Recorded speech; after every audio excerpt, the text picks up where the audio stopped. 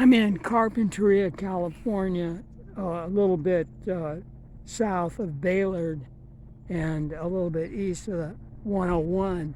And I'm checking out this orchard here. I don't know how old it is, but I just want to show what I believe is a good setup, a good spacing, and a good limitation on the height. You know, you probably wouldn't want them to get any taller than this one. You could pick it with a picking pole from the ground. And this particular tree looks like it's going to have an off bloom. Now, I do have to say, I don't think these trees are growing very fast. You know, I don't know, again, how long they've been in the ground. The trunks are, you know, I just don't know. But down by my place, they tried this, putting them up on a mound, you know, kind of a long, narrow hump, and they planted them closer together and in both directions. But you know, but they have a lot more, and they're growing much more vigorously down there too.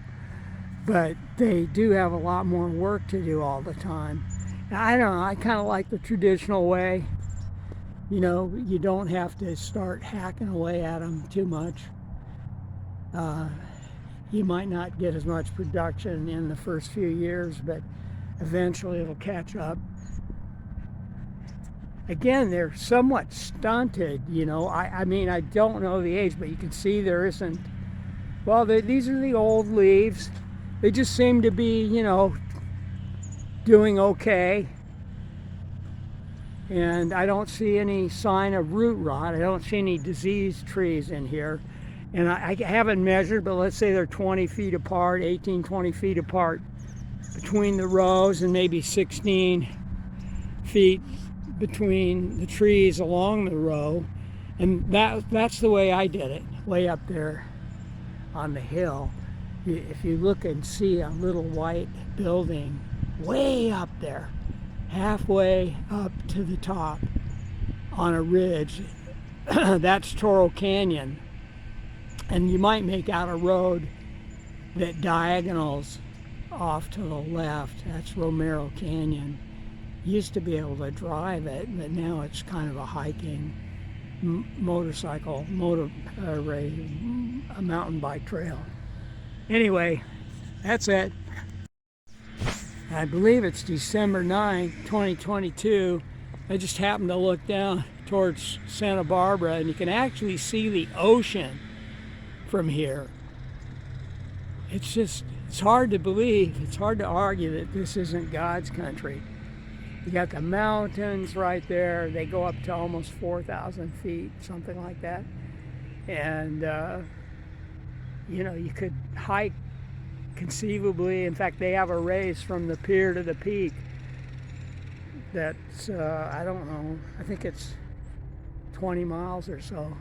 Maybe not even that much, but you run there from the pier and go up Gibraltar Road to the peak, you know, all in a matter of a few hours.